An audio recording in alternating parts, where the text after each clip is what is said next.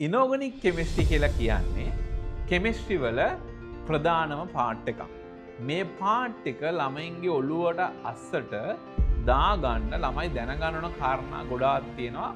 අපේ සිලබස් එක තුල අපි සමගාමීව ඔළුවට යන්න ඕන කාරණා. මේවා අපි කෙලින්ම මාතෘකාව වශයෙන් උගන්වන්නේ නැහැ මේ සිද්ධාන්ත කරුණු වලදී. අපිට මේ කරුණු මේ ඉනෝගනික් වල ඉගෙන ගන්න ඕන මේ කරුණු අකාබනික විශ්ලේෂණය ඉනෝගනික් ඇනලයිසිස් ඉනෝගනික් කෙමිස්ට්‍රි අකාබනික රසායනය අකාබනික විශ්ලේෂණය පොතක් වශයෙන් කරුණු දක්වලා තියෙනවා. මේක ස්වයං අධ්‍යයන නිබන්ධනයක්.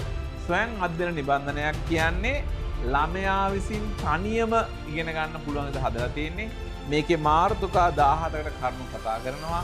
ඒ හා සම්බන්ධ A level exam වල තියෙන ගැටලු දීලා තියෙනවා.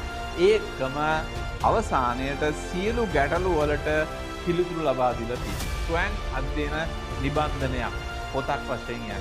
මේ පොත මගින් ඉනෝගනික් නොතේරෙන ගොඩක් ළමයන්ට ඉදිරියට එන්න පුළුවන්කම ලැබිලා තියෙනවා.